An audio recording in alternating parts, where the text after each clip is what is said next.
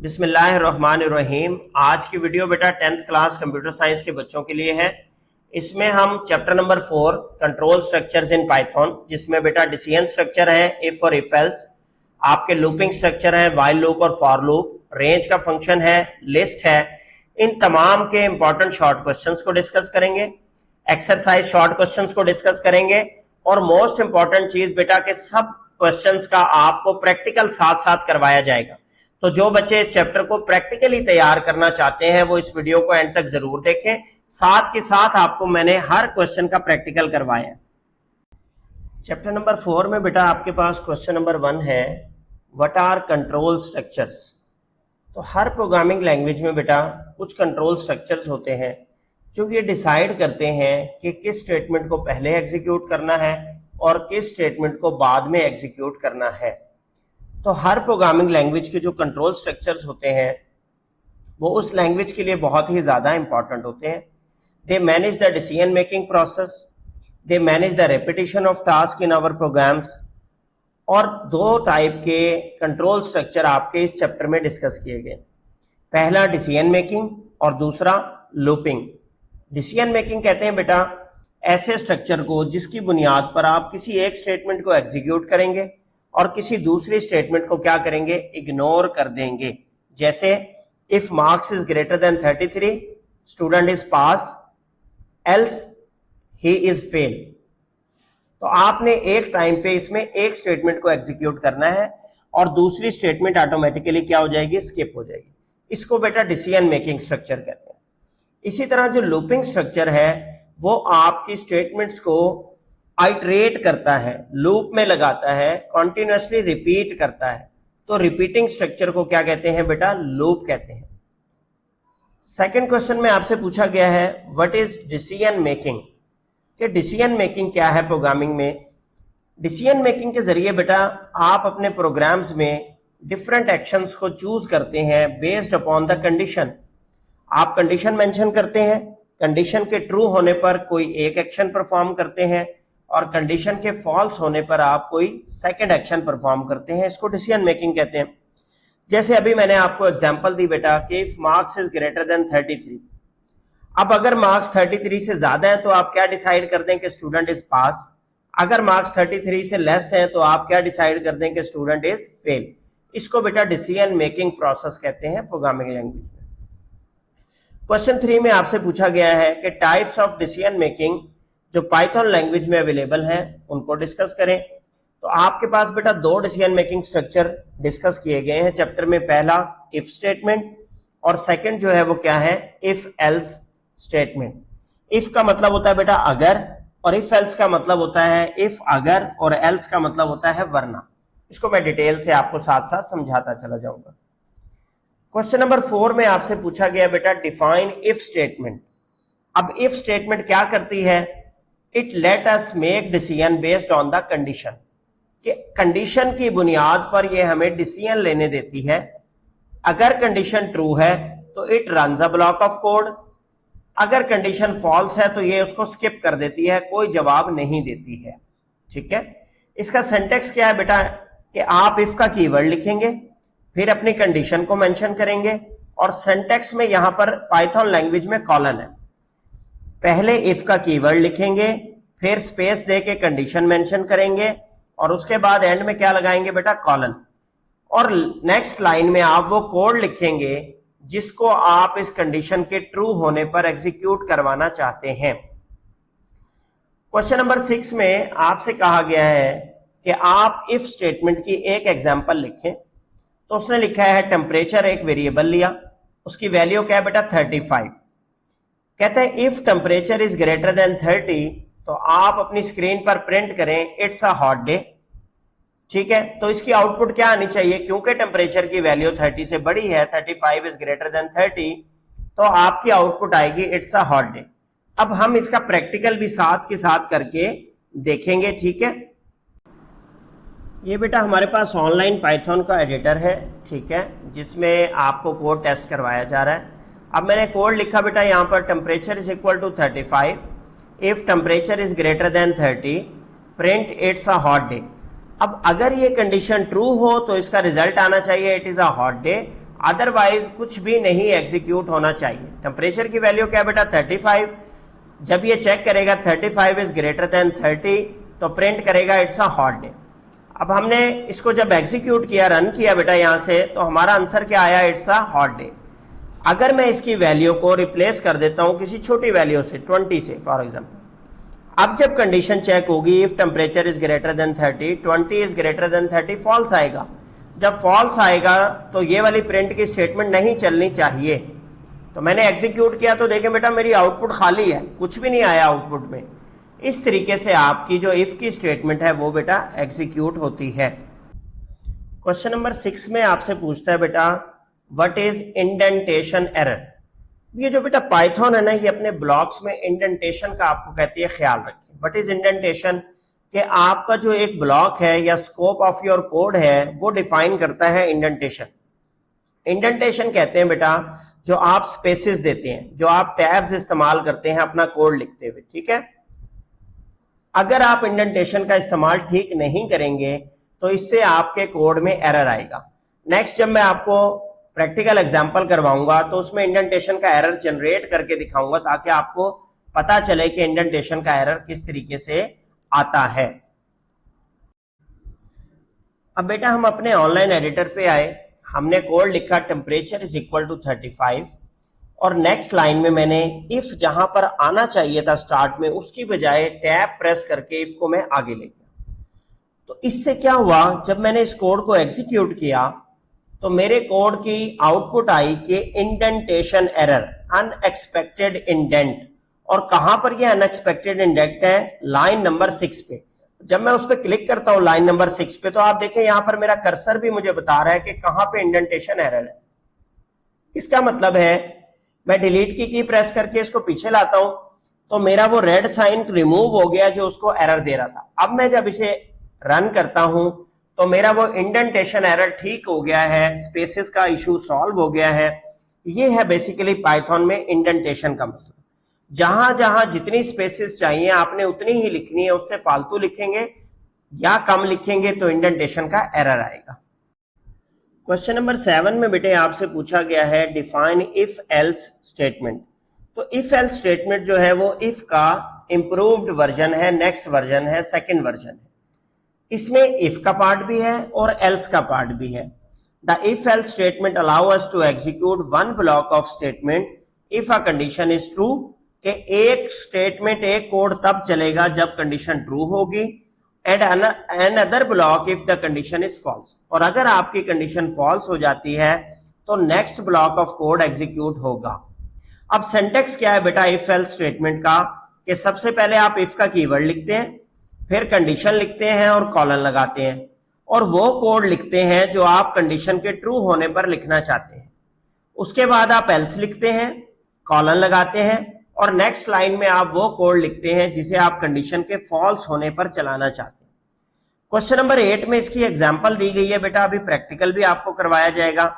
Temperature is equal to 35, if temperature is greater than 30 print it's a hot day, else print it's not a hot day.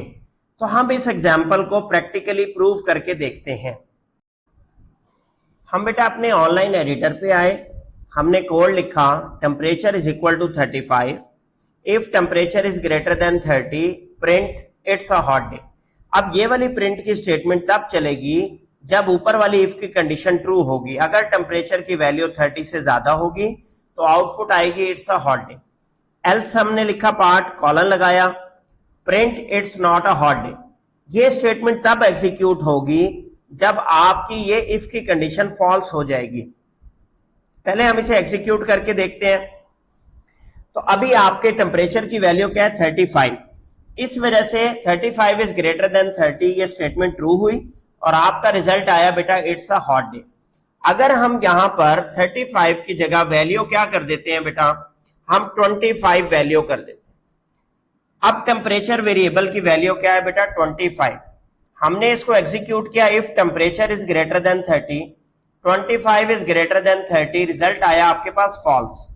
तो ये वाला जो code है print it's a hot day, अब ये नहीं चलेगा, बल्कि कौन सा चलेगा, एल्स वाला पार्ट चलेगा, print it's not a hot day. इसको एग्जीक्यूट करके देखा हमने और अब देखें आपकी आउटपुट में क्या आ रहा है बेटा, it's not a hot day. तो इस तरीके से अगर आपकी कंडीशन ट्रू होगी तो इफ के साथ वाला कोड चलेगा, और अगर आपकी कंडीशन फॉल्स होगी तो आपका एल्स के साथ वाला कोड एग्जीक्यूट होगा। क्वेश्चन नंबर 9 में बेटा आपसे पूछता है डिफाइन नेस्टेड कंडीशन। अब नेस्ट कहते हैं बेटा घोंसले को। घोंसले में देखें चिड़िया कैसे तिनके लगाती है, एक तिनके में एक और लेयर, फिर एक और लेयर, फिर एक और लेयर। तो नेस्टेड कंडीशन का मतलब है अगर एक कंडीशन के अंदर एक और कंडीशन लगा दी जाए, नेस्ट कर दी जाए, उसके अंदर फंसा दी जाए, that is called nested condition. Sometime we need to check multiple condition inside another condition, कि एक शर्त के अंदर, एक कंडीशन के अंदर आप कभी कभी आपको एक से ज्यादा कंडीशन मजीद चेक करनी होती है। इसको बेटा नेस्टिंग का प्रोसेस कहते हैं और उन कंडीशन को नेस्टेड कंडीशन कहते हैं। जैसे यहां पर इफ के साथ इसके सिंटैक्स में लिखा गया है कंडीशन 1, और फिर आप जब अंदर आए ब्लॉक ऑफ कोड में तो वहां पर एक और इफ आ गया। अब ये वाला जो इफ है ये नेस्टेड इफ कहलाता है। क्या कहलाएगा? Nested if.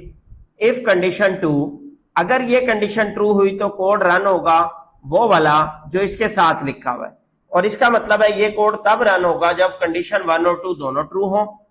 अगर कंडीशन 2 फॉल्स हुई तो एल्स वाला पार्ट चलेगा।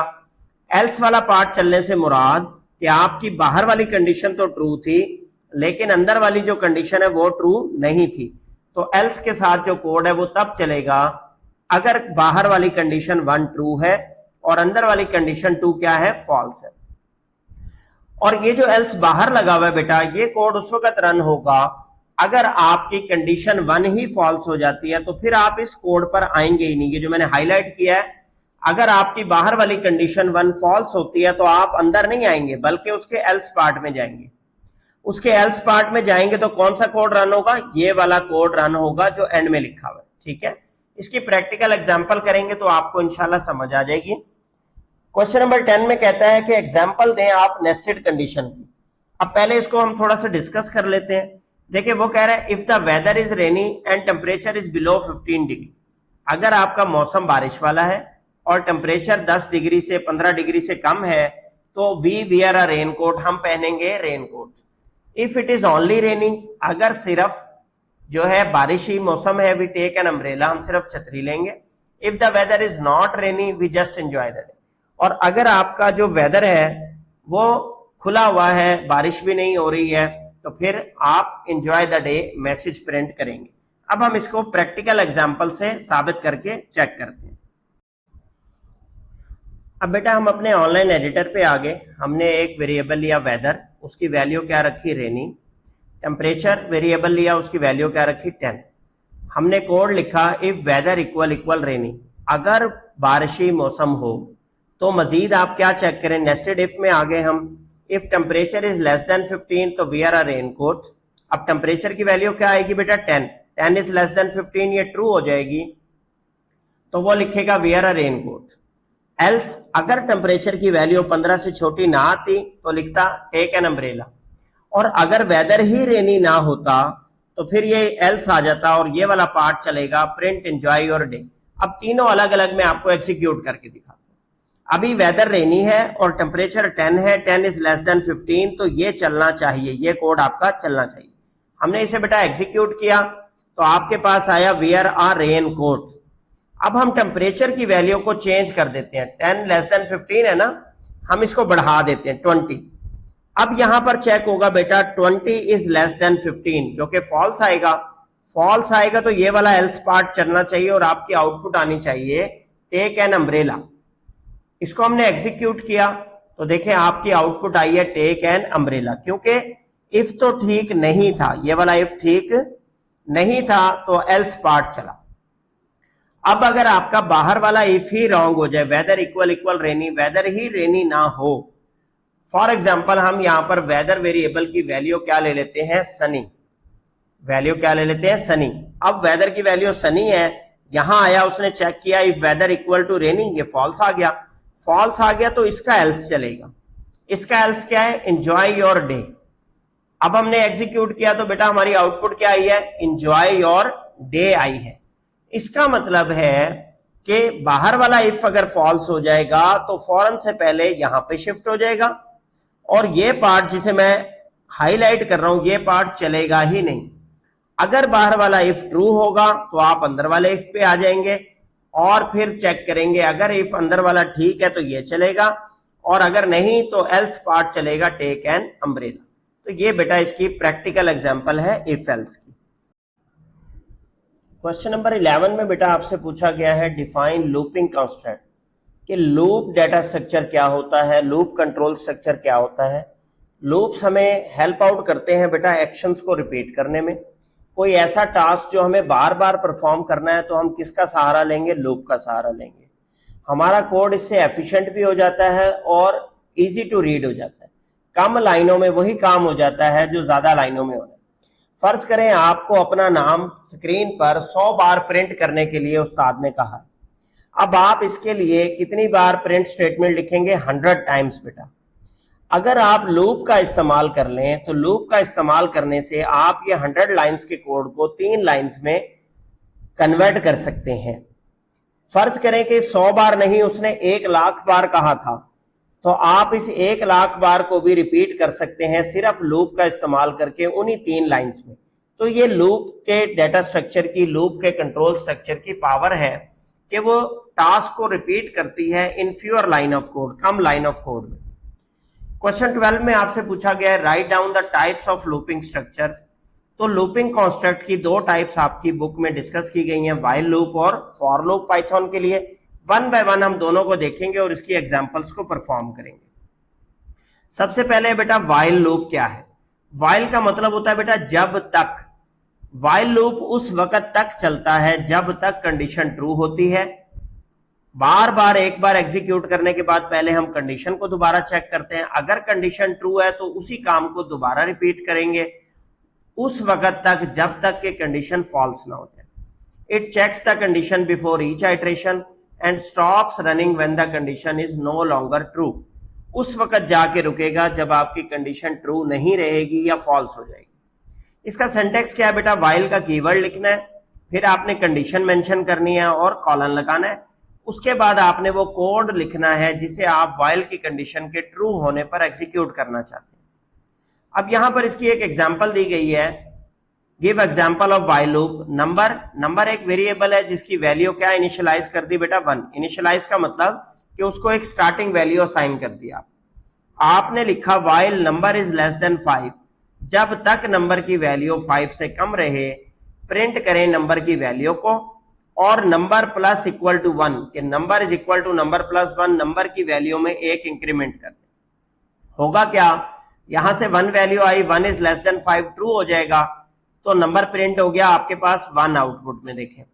फिर नंबर प्लस इक्वल टू 1, इसने उसको 2 कर दिया, वापस गया कंडीशन पे, 2 लेस देन 5 चेक किया तो ट्रू था, प्रिंट कर दिया नंबर को, तो आउटपुट में आपके पास आ गया बेटा true. Number plus equal to 1 ने नंबर की वैल्यू को 3 कर दिया, वापस गया चेक करने, 3 लेस देन 5 अभी भी ट्रू है, प्रिंट नंबर चला और नंबर प्रिंट हो गया यहां पर आउटपुट में 3। उसके बाद इंक्रीमेंट हुआ, number plus equal to 1, number की वैल्यू 4 हो गई, फिर कंडीशन चेक हुई 4 लेस देन 5, ये भी ट्रू हो गया, तो प्रिंट किया नंबर को तो 4 प्रिंट हो गया। और उसके बाद नंबर प्लस इक्वल टू 1 ने इसकी वैल्यू को क्या कर दिया बेटा 5। जब हम वापस गए कंडीशन पे 5 लेस देन 5 तो 5 से छोटा नहीं है, आंसर आया फॉल्स और यहां पर आपका लूप ब्रेक हो गया। आउटपुट में देखें आगे कुछ भी नहीं है। अब हम इस लूप की प्रैक्टिकल एग्जांपल भी आपको करके दिखाते हैं। अब अपनी एग्जांपल वाला बेटा हमने कोड लिखा, number is equal to 1, while number is less than 5, print number, और क्या करें number is equal to number plus 1। इसको बेटा एग्जीक्यूट किया हमने तो आप देखिए उसने क्या प्रिंट किया 1 2 3 4। अगर लेट्स सपोज आप इसको लेस देन क्या कर देते हैं 10 कर देते हैं, अब नंबर कहां से कहां तक प्रिंट होने चाहिए बेटा, 1 से लेकर 9 तक नंबर प्रिंट होंगे। फर्ज करें आप इसकी स्टार्टिंग वैल्यू को रिप्लेस कर देते हैं 5 से, अब कहां से कहां तक नंबर प्रिंट होंगे बेटा 5 6 7 8 और 9। इसी तरह आप बैकवर्ड काउंटिंग भी प्रिंट कर सकते हैं। मैं क्या करता हूं बेटा, अपने नंबर वेरिएबल को इनिशियलाइज कर देता हूं 1 से और मैं यहां पर कंडीशन को रिप्लेस करता हूं नंबर इज ग्रेटर देन 1 से, नंबर इज ग्रेटर देन 1। कि अगर नंबर की वैल्यू 1 से बड़ी हो तो आप नंबर को प्रिंट करें। कब तक प्रिंट करते जाएं? नंबर में से हर बार 1 माइनस करते जाएं। क्या माइनस करते जाएं? 1। चलें इसे एग्जीक्यूट करके देखते हैं। देखें वैल्यू आई 10 इज ग्रेटर देन 1, ट्रू है, प्रिंट होगा नंबर की वैल्यू। उसके बाद number is equal to number minus 1, इसको क्या कर देगा? 10 माइनस 1 9 कर देगा। फिर 9 इज ग्रेटर देन 1 चेक होगी। जब तक वैल्यू ग्रेटर देन 1 रहेगी तब तक ये लूप एग्जीक्यूट होता चला जाएगा। हमने इसको बेटा रन किया तो 10 9 8 7 6 5 4 3 2, तो 2 ग्रेटर देन 1 था। यहां तक ये कोड आपका एग्जीक्यूट होगा। इस तरीके से आप व्हाइल लूप का इस्तेमाल करके अपने रेपिटेटिव टास्क को थोड़ी सी लाइंस के अंदर क्या कर सकते हैं? प्रिंट कर सकते हैं। ठीक है। इसी तरीके से जब मैंने आपको कहा था कि अगर आपने अपना नाम 10 बार प्रिंट करना हो, 100 बार प्रिंट करना हो, कितनी बार? 100 बार। अब मैं यहां पर लेस देन 100 कर देता हूं। क्या कर देता हूं? लेस देन 100, और इसको हम कर देते हैं नंबर +1, और आपका नाम प्रिंट करवाते हैं। बेटा क्या नाम है आपका? चले किसी बच्चे का नाम लिख लेते हैं। मैं अपना नाम लिख लेता हूं, कामरान। ठीक है। अब 1 से लेकर 99 तक, क्योंकि 99 लेस देन 100 है, तब तक ये आपकी स्क्रीन पर 99 टाइम्स प्रिंट कर देगा मेरा नाम। अब देखें अगर आपको इसको कितनी बार प्रिंट करना हो, फर्ज करें 1 लाख बार, तो तब भी कोई मसला नहीं है। यहां पर 100 की जगह 1 लाख कर दें, 10 लाख कर देंगे, 10 लाख बार प्रिंट कर देगा। तो 3 लाइनों के कोड में आपने क्या किया? व्हाइल लूप की पावर से अपने टास्क को एग्जीक्यूट कर लिया और व्हाइल लूप ने आपका फायदा कर दिया। ठीक है। अब मैंने इसको 10 कर दिया तो उसने 1 से लेकर 9 तक इसको प्रिंट कर दिया। सेकेंड टाइप जो बेटा डिस्कस की गई है आपकी बुक में, what is for loop. Question 15 में पूछा गया फॉर लूप क्या है। फॉर लूप भी एक बेटा लूपिंग स्ट्रक्चर है जो कि स्पेसिफाइड नंबर ऑफ टाइम्स, जो हम उसे बताते हैं कि इतनी बार एग्जीक्यूट होना है, उतनी बार चलता है, और सीक्वेंस ऑफ वैल्यूज या लिस्ट के ऊपर से सर्च आउट भी कर सकता है। ठीक है। तो इसका सिंटैक्स क्या होता है बेटा? फॉर का कीवर्ड, फिर आप कोई वेरिएबल लेते हैं इन, और फिर आप अपने सीक्वेंस का नाम देते हैं। फॉर एग्जांपल लिस्ट का नाम देते हैं, जो आप लिस्ट बनाएंगे। ठीक है। फिर कॉलन सिंटैक्स का हिस्सा है। उसके बाद आप वो कोड लिखते हैं जिसे आप एग्जीक्यूट करवाना चाहते हैं। क्वेश्चन नंबर 16 में इसकी एग्जांपल है बेटा, जिससे आपको ये क्लैरिफाई होगा। बेसिकली सिंटैक्स, आपने एक लिस्ट बनाई फ्रेंड्स के नाम की, उसमें लिस्ट में वैल्यूज कितनी है? अली, रजा और मूसा।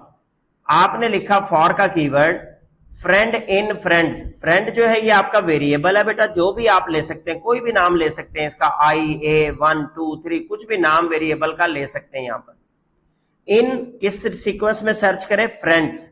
फ्रेंड्स ये इस लिस्ट का नाम है जो आपने उसे सीक्वेंस फॉरवर्ड किया। उसके बाद आपने कहा है प्रिंट वेलकम टू, ये तो एज इट इज प्रिंट होगा। कॉमे के बाद आपने कहा है फ्रेंड की वैल्यू। अब फ्रेंड की वैल्यू सबसे पहले 0 लोकेशन वाली वैल्यू, फिर 1 लोकेशन वाली वैल्यू, फिर 2 लोकेशन वाली वैल्यू को प्रिंट करता जाएगा और लिखेगा वेलकम टू। 0 लोकेशन पे था अली, 1 लोकेशन पे था रजा, 2 पे था मूसा। तो इस तरीके से आपकी आउटपुट आएगी। अब इस कोड की ना आपको प्रैक्टिकल एग्जांपल करवाते हैं ताकि आपको देख सकें कि चलता कैसे है। हमने बेटा अपने ऑनलाइन एडिटर में फ्रेंड्स नाम की एक लिस्ट बनाई, अली, कॉमा, रजा और मूसा। हमने कहा फॉर का कीवर्ड, देखें कीवर्ड्स को ये ब्लू कलर में आपको शो कर रहा है। फॉर फ्रेंड इन फ्रेंड्स, ये फ्रेंड सीक्वेंस का नाम है, हमारी लिस्ट का नाम है, और ये फ्रेंड हमारे वेरिएबल का नाम है जो सर्च आउट करवाएगा। प्रिंट की कमांड हमने लिखी वेलकम टू कॉलन। अब ये वेलकम टू और कॉलन डबल कोट्स में है, तो ये तो हर लाइन में एज इट इज प्रिंट होगा। कॉमा फ्रेंड, फ्रेंड वेरिएबल की वैल्यू क्या आएगी? पहली location, second location, third location. तो आप इसे रन करें तो बेटा हमारे पास आउटपुट में देखें क्या आ रहा है? वेलकम टू कॉलन अली, फिर welcome to colon Raza, welcome to colon मूसा। अब इसको अगर हम कोई और वैल्यू यहां पर ऐड करते हैं, फॉर एग्जांपल आपका एक और दोस्त है और आप उसका नाम ऐड कर देते हैं साइम। ठीक है। अब एग्जीक्यूट करें तो साइम भी क्या होगा? आपकी लिस्ट में आ जाएगा। इसी तरीके से और कोई आपका दोस्त है, फॉर एग्जांपल बिलाल। ठीक है। आपने उसका नाम ऐड कर दिया लिस्ट में। अब ये उस बिलाल को भी क्या कर लेगा? ऐड कर लेगा इस काम में। तो इस तरीके से आप क्या कर सकते हैं, प्रिंट करवा सकते हैं, वैल्यूज को सर्च करवा सकते हैं लिस्ट में, सीक्वेंस में, फॉर लूप की मदद से। क्वेश्चन 17 में बेटा आपसे पूछा गया है what is range function. Range function क्या करता है? रेंज फंक्शन जनरेट करता है बेटा सीक्वेंस ऑफ नंबर्स को, जो कि हम अक्सर औकात लूप्स में इस्तेमाल करते हैं इस रेंज फंक्शन को। इसके 3 किस्म के सिंटैक्स होते हैं बेटा। पहला, रेंज फंक्शन इस्तेमाल करें और स्टॉपिंग वैल्यू बता दें कि कहां पर रुकना है, आखिरी हद क्या है। फिर रेंज फंक्शन इस्तेमाल होता है 2 पैरामीटर्स के साथ, स्टार्ट वैल्यू भी बताते हैं और स्टॉप वैल्यू भी बताते हैं। और थर्ड सिंटैक्स इसका जो इस्तेमाल होता है वो क्या है, रेंज फंक्शन के साथ स्टार्ट की वैल्यू, स्टॉप की वैल्यू और तीसरी वैल्यू बेटा स्टेपिंग की वैल्यू। व्हाट इज स्टेपिंग, कि कितने कितने का गैप देना है, कितने कितने का गैप देना है। तो मैं आपको तीनों तरीके से आपको जो है एग्जाम्पल में करके दिखाऊंगा ताकि आप उसके अंदर कंफर्टेबल हो जाएं कि कैसे तीनों सिंटैक्स जो है इस्तेमाल होते हैं। क्वेश्चन 18 में पूछा गया है एग्जाम्पल ऑफ रेंज फंक्शन। अब आपने पहले 5 होल नंबर प्रिंट करने हैं। तो for i in range of 5, तो क्या करें, आई वेरिएबल को रेंज ऑफ 5 में जो है सर्च आउट करें और प्रिंट कर दे आई की वैल्यू को।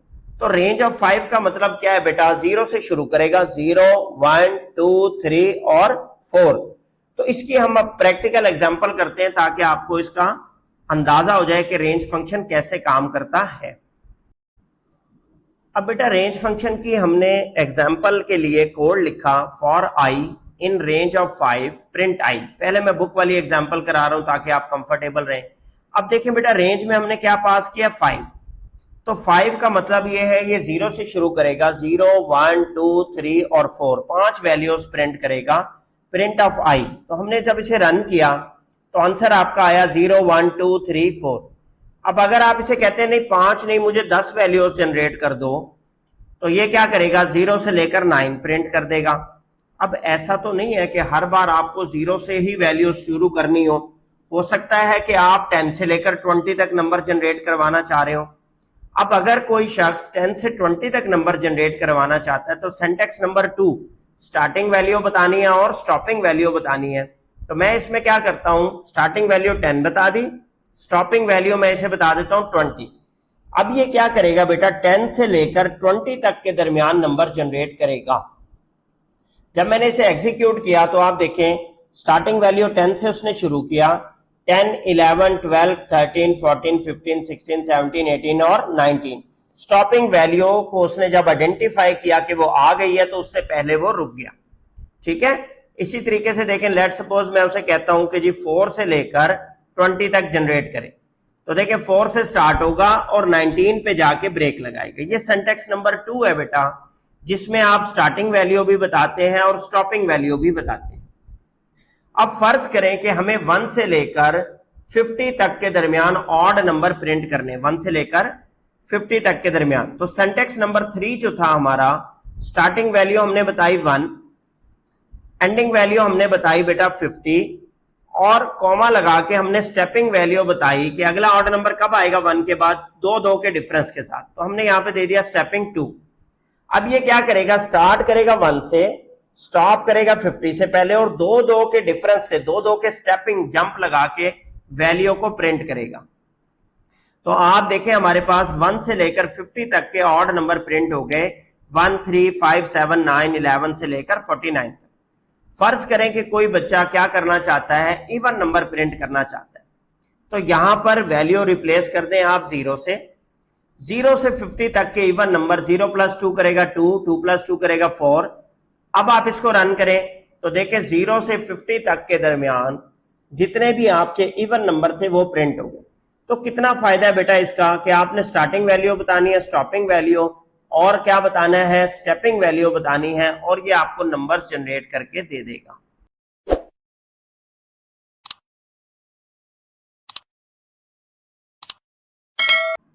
क्वेश्चन नंबर 19 में बेटा आपसे पूछा गया है what is and statement. Python में बेटा एंड स्टेटमेंट जो है वो अलग से कोई कमांड नहीं है, बल्कि एक ऑप्शनल पैरामीटर है प्रिंट फंक्शन। तो प्रिंट फंक्शन जब हम इस्तेमाल करते हैं तो बाय डिफॉल्ट ये क्या करता है, न्यू लाइन कैरेक्टर पे ले आता है, मतलब अगली प्रिंट की कमांड को नेक्स्ट लाइन पर ही प्रिंट करता है।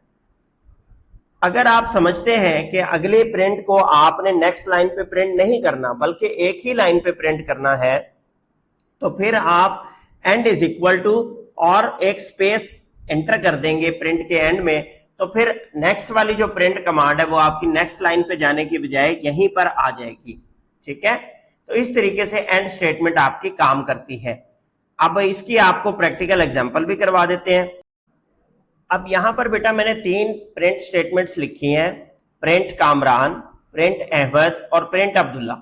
अब देखिए इसका बाय डिफॉल्ट बिहेवियर क्या है कि उसने कामरान अलग लाइन पे प्रिंट किया है, अहमद अलग लाइन पे प्रिंट किया है और अब्दुल्ला को अलग लाइन पे प्रिंट किया है।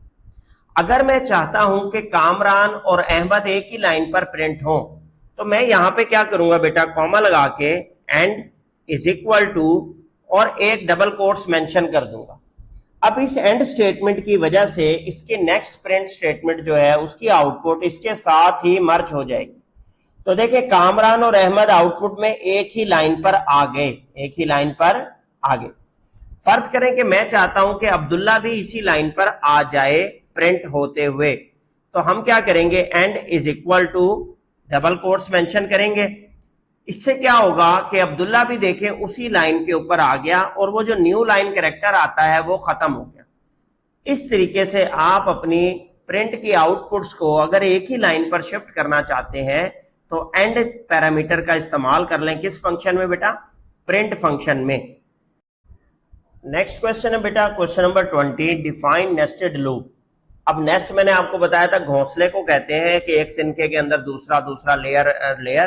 तो नेस्टेड लूप का मतलब है loop with in a loop. A loop with in a loop is called a nested loop. ठीक है, अगर एक लूप के अंदर दूसरे लूप को मर्ज कर दिया जाए तो इसको क्या कहते हैं बेटा, नेस्टेड लूप कहते हैं। अब एक आउटर लूप कहलाएगा और अंदर वाला लूप क्या कहलाएगा बेटा, इनर लूप। आउटर लूप के हर आइट्रेशन के लिए अंदर वाले लूप की तमाम आइट्रेशंस एग्जीक्यूट होंगी, अंदर वाले लूप की तमाम आइट्रेशन एग्जीक्यूट होंगी। इस तरीके से नेस्टेड लूप काम करता है। अब इस नेस्टेड लूप की यहां पर एक एग्जांपल लिखी गई है जिसमें आपने स्टार्स को, जहां मैं हाईलाइट कर रहा हूं देखें, इस पैटर्न में प्रिंट करवा के देना है, ट्राइंगुलर पैटर्न। पहली लाइन में 1 स्टार है, दूसरी में 2 है, तीसरी में 3 स्टार है, चौथी में 4 स्टार है और पांचवी में 5 स्टार प्रिंट हुए हुए। इसकी आपको प्रैक्टिकल एग्जांपल दिखाते हैं कि ये कैसे होगा, फिर आपको वहां से नेस्टेड लूप की वर्किंग भी समझ आ जाएगी।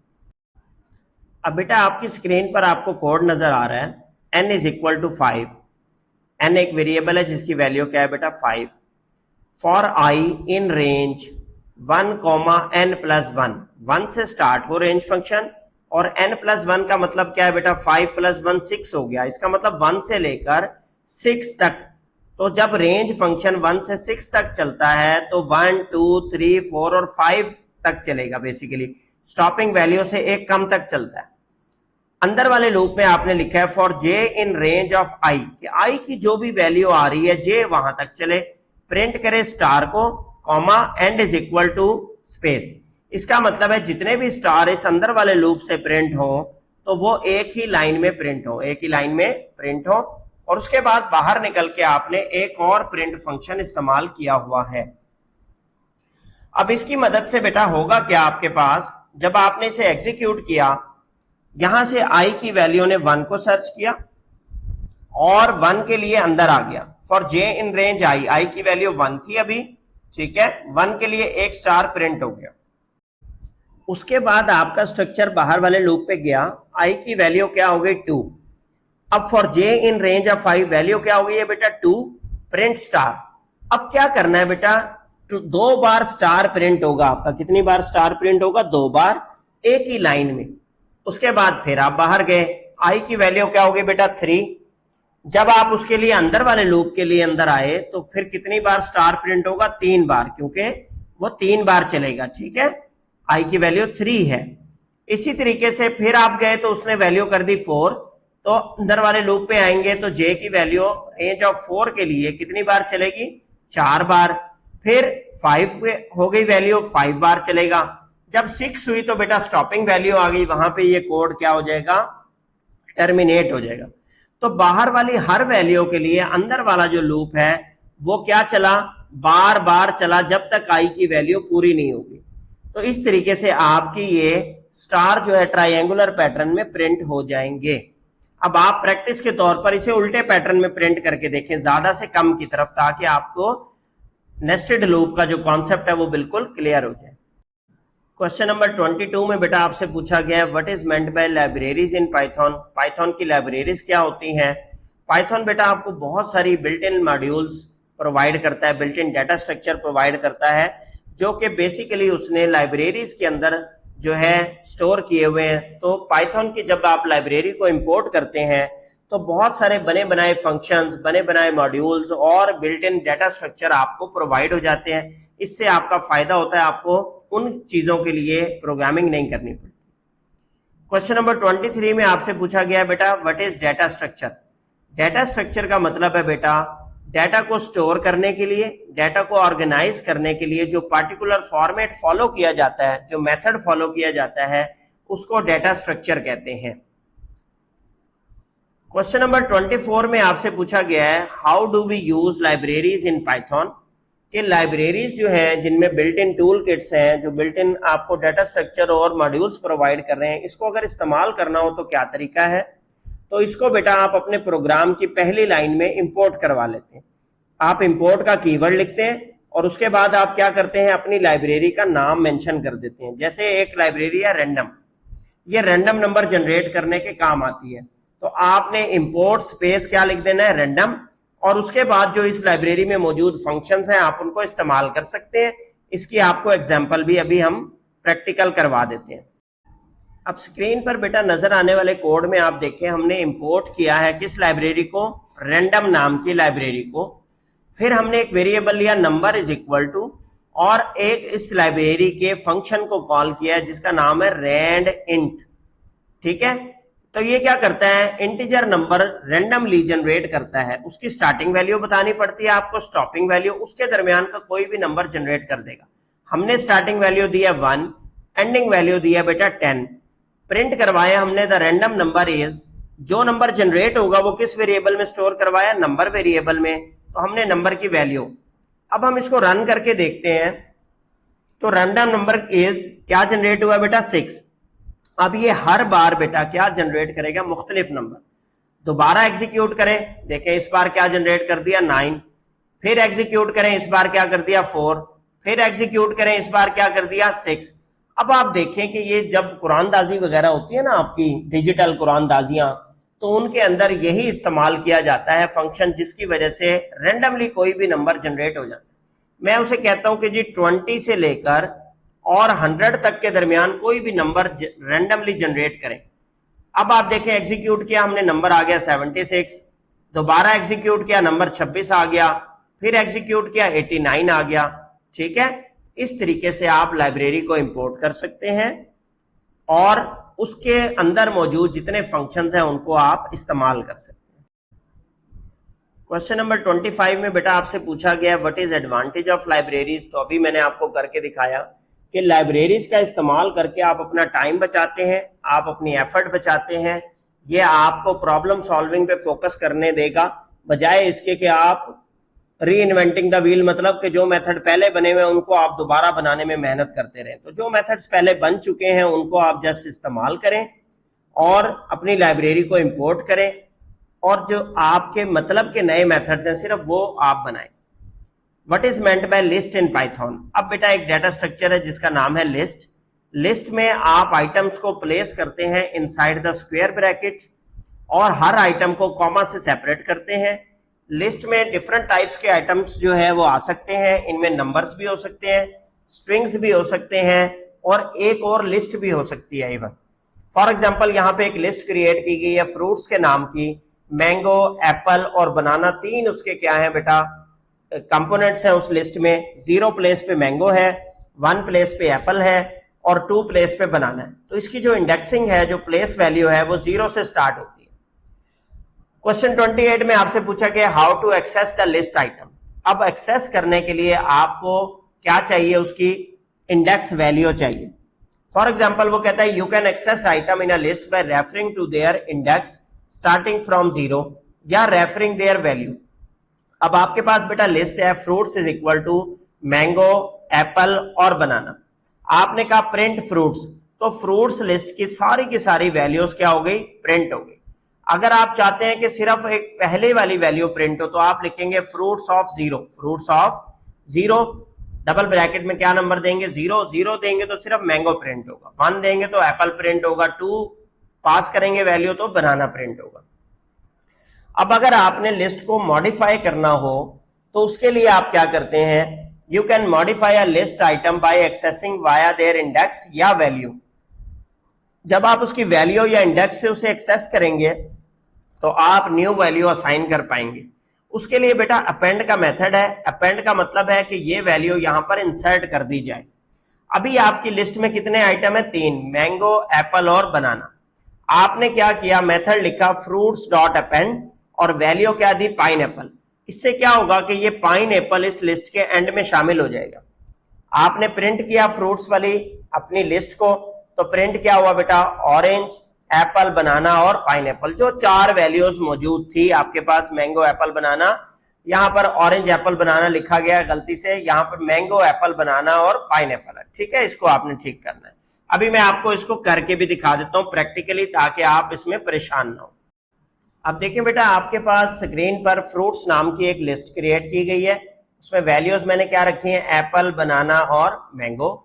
प्रिंट फ्रूट्स की मैंने कमांड दी तो क्या आता है आपके पास आउटपुट में, एप्पल, बनाना और मैंगो। अगर मैं चाहता हूं कि मैंने सिर्फ बनाना को एक्सेस करना है तो मेरे पास बनाना किस लोकेशन पे है बेटा, 1 लोकेशन पे। ठीक है, ये 0 से लोकेशन स्टार्ट होती है। अगर मैं उसे कहूं प्रिंट फ्रूट्स ऑफ 1 तो ये सिर्फ और सिर्फ बनाना को प्रिंट करेगा।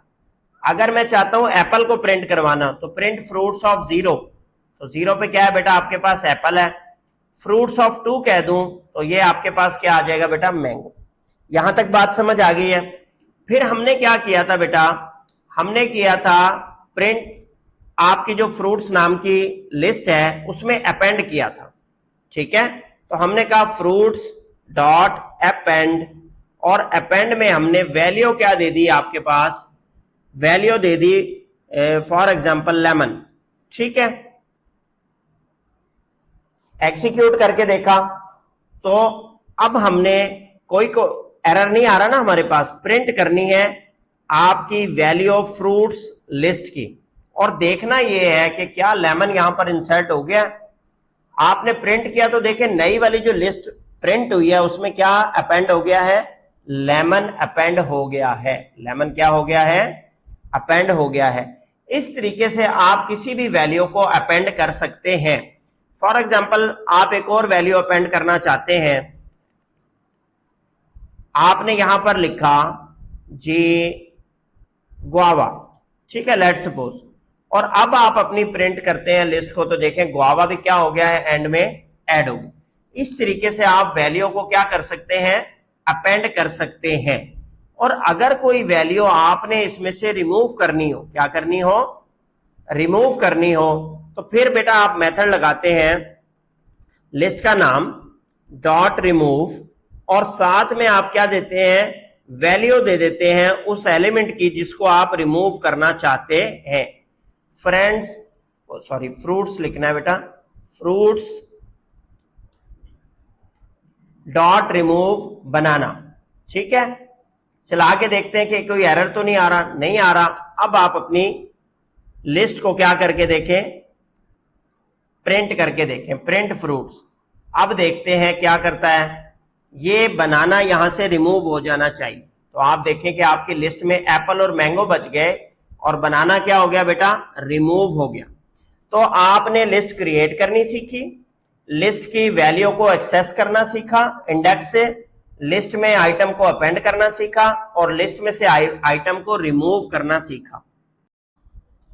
अब यहां पे बेटा कहा गया क्वेश्चन 30 में आपसे पूछा गया है what operation can perform on list, कि आप कौन कौन से ऑपरेशन परफॉर्म कर सकते हैं।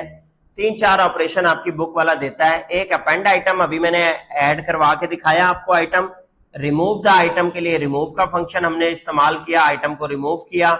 फिर सॉर्ट का आइटम और रिवर्स। सॉर्ट क्या करता है बेटा, लिस्ट को असेंडिंग ऑर्डर में सॉर्ट कर देता है, और रिवर्स जो है वो लिस्ट को रिवर्स ऑर्डर में सॉर्ट कर देता है, मतलब आखिरी वाले को पहले ले आएगा और पहले वाले को कहां ले जाएगा, आखिरी में, लिस्ट को उल्टा कर देगा। ठीक है। क्वेश्चन 31 में बेटा आपसे पूछा गया है why does testing and debugging are important in Python, कि अगर आप एक पाइथन प्रोग्रामर हैं और पाइथन में प्रोग्रामिंग करते हैं तो टेस्ट करना क्यों आना चाहिए आपको और डिबग करना क्या आना चाहिए। डिबग होता है बेटा अपने कोड के एरर्स को ढूंढना और उन एरर्स को ठीक करना। तो टेस्टिंग और डिबगिंग जो है वो बड़ी इंपॉर्टेंट प्रैक्टिसेस हैं, ताकि एक डेवलपर जब कोड लिखे तो चेक कर सके कि वो कोड उसका ठीक चल रहा है या नहीं चल रहा। क्वेश्चन नंबर 32 में आपसे पूछा गया है व्हाट इज टेस्टिंग। तो टेस्टिंग है बेटा process of running your code. आप अपने कोड को चला के चेक करते हैं और चेक करते हैं कि क्या ये एक्सपेक्टेड बिहेवियर दिखा रहा है, क्या इनपुट वैल्यूज जो सैंपल वैल्यूज आप उसे दे रहे हैं क्या उस पर ये ठीक चल रहा है। फॉर एग्जाम्पल आप 2 नंबर को ऐड करने का प्रोग्राम बनाते हैं और बाद में उसको टेस्ट करते हैं कि क्या उन 2 नंबर जो मैं दे रहा हूं इसे उन पे ये ठीक वैल्यू दे रहा है या नहीं। क्वेश्चन 33 में बेटा आपसे पूछा गया है right the types of testing. सबसे पहले बेटा टाइप है टेस्टिंग की यूनिट टेस्टिंग। अगर आप अपने कोड के इंडिविजुअल पार्ट्स को आइसोलेट करके अलग अलग करके हर मॉड्यूल को अलग अलग टेस्ट करते हैं तो इसको बेटा यूनिट टेस्टिंग कहते हैं। ठीक है। सेकंड नंबर पे है बेटा इंटीग्रेशन टेस्टिंग। इंटीग्रेशन कहते हैं जोड़ने को, एक जगह इकट्ठा करने को।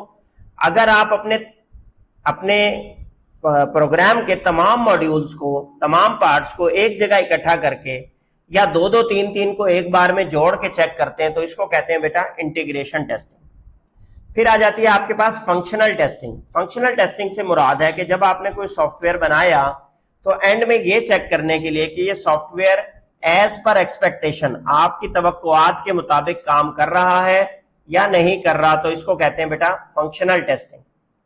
और लास्ट एक आइटम है जो है रिग्रेशन टेस्टिंग। रिग्रेशन टेस्टिंग का क्या मतलब है बेटा कि आप जो न्यू चेंजेस लेकर आ रहे हैं, अगर आप कोई अपने कोड में नया चेंज लाते हैं, नया मॉड्यूल ऐड करते हैं, तो क्या पुरानी फंक्शनैलिटीज ठीक रहती हैं या वो इफेक्ट तो नहीं हो जाती। इस टेस्टिंग को कहते हैं बेटा रिग्रेशन टेस्टिंग। क्वेश्चन नंबर 34 में बेटा आपसे पूछा गया है डिफाइन डिबगिंग। तो डिबगिंग प्रोसेस है बेटा finding errors and removing errors.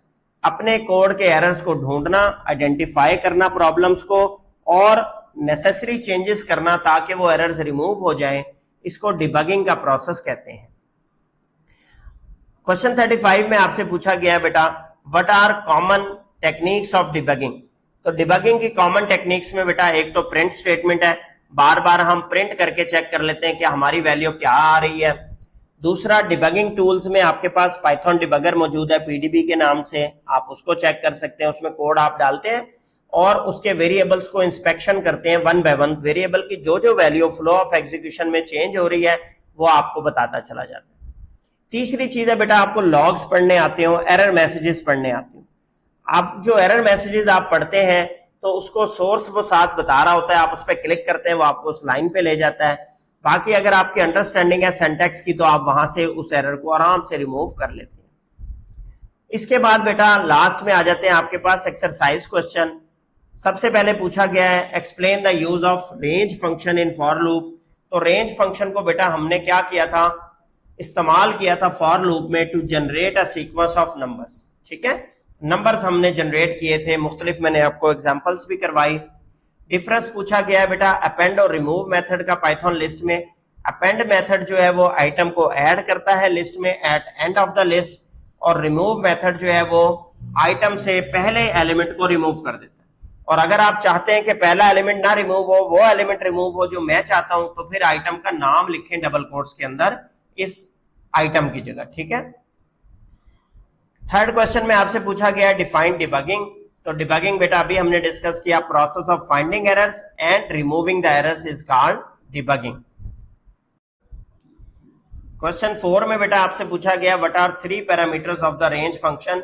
तो रेंज फंक्शन के आपने 3 किस्म के सिंटैक्स बताने हैं। पहला सिंटैक्स आपको बताया था स्टॉपिंग वैल्यू, दूसरा सिंटैक्स स्टार्टिंग वैल्यू और स्टॉपिंग वैल्यू, इसकी प्रैक्टिकल भी करके दिखाया है। और तीसरा सिंटैक्स है बेटा स्टार्ट वैल्यू देंगे, स्टॉप वैल्यू देंगे और स्टेपिंग की वैल्यू देंगे कि कितनी कितनी वैल्यू का जंप लगाना है। फिर क्वेश्चन 5 में आपसे पूछा गया एक्सरसाइज के name 3 list method and there purpose. एक आप अपेंड आइटम लिख दें कि ये एंड ऑफ द लिस्ट में आइटम को ऐड करता है, एक रिमूव आइटम लिख दें कि ये फर्स्ट आइटम को रिमूव करता है लिस्ट में से, और एक सॉर्ट का मेथड लिख दें, sorts the list in ascending order, और लिखना चाहें तो रिवर्स का मेथड लिख दें, रिवर्स मेथड क्या करता है आपकी लिस्ट को रिवर्स ऑर्डर में प्लेस कर देता है। क्वेश्चन 6 में पूछा गया बेटा how do you import a library in Python. तो पाइथन की लाइब्रेरी इंपोर्ट करने के लिए आप कीवर्ड इस्तेमाल करते हैं बेटा इंपोर्ट, और स्पेस देके अपनी लाइब्रेरी का नाम मेंशन करते हैं, जैसे हमने लिखा इंपोर्ट रैंडम। इसकी भी आपको मैंने प्रैक्टिकल एग्जांपल वहां पे करवाई है। क्वेश्चन 7 में आपसे पूछा गया what is unit testing. Unit testing का मतलब है बेटा अपने कोड के पार्ट्स को इंडिविजुअली टेस्ट करना, हर मॉड्यूल को अलग अलग टेस्ट करने को यूनिट टेस्टिंग कहते हैं। क्वेश्चन 8 में पूछा गया how do you access the third element in a list. अब बेटा लिस्ट की जो इंडेक्सिंग है वो 0 से शुरू होती है, तो थर्ड एलिमेंट का इंडेक्स क्या बनेगा आपका 2। तो to access the third element we use the index of 2। List का नाम लिखेंगे आप और स्क्वायर ब्रैकेट में क्या देंगे 2। फिर what is the purpose of the end parameter in print function. Print function में बेटा एंड पैरामीटर का मतलब ये होता है कि न्यू लाइन कैरेक्टर को रिमूव कर दे और सेकंड उसके बाद आने वाली प्रिंट स्टेटमेंट की भी आउटपुट को उसी लाइन में प्रिंट कर दे। क्वेश्चन नंबर 10 में पूछा गया बेटा how can we access an element from the list. तो आप इंडेक्स नंबर से एलिमेंट को एक्सेस कर सकते हैं। आप लिस्ट ऑफ 0 लिखेंगे तो 0 इंडेक्स एक्सेस हो जाएगा, लिस्ट ऑफ 1 लिखेंगे तो सेकंड, लिस्ट ऑफ 2 लिखेंगे तो थर्ड आइटम एक्सेस हो जाएगा। क्वेश्चन नंबर 11 में आपके पास है बेटा how do you modify an existing item in a list. कि अगर आपने पहले से किसी आइटम को क्या करना है मॉडिफाई करना है लिस्ट में तो कैसे करते हैं। अब आपने फॉर एग्जांपल अपेंड करना था तो fruits is equal to mango apple banana, आपने लिखा fruits dot append pineapple, तो ये पाइन एप्पल इस बनाना के एंड में शामिल हो जाएगा। प्रिंट किया आपने फ्रूट्स को तो देखें पाइन एप्पल आपके लिस्ट के एंड में शामिल हो गया है। ठीक है बेटा, इसी तरीके से ये आपके एक्सरसाइज के शॉर्ट क्वेश्चन बेटा खत्म हो गए हैं। मैंने कोशिश किया कि तमाम फंक्शंस की तमाम आपको प्रैक्टिकल एग्जांपल्स भी करवाई जाएं। अगर आपका कोई कमेंट हो, कोई क्यूरी हो, कोई चीज समझ ना आ रही हो तो आप कमेंट सेक्शन में पूछ लें, इंशाल्लाह वहां पे आपको इसका जवाब दे देंगे।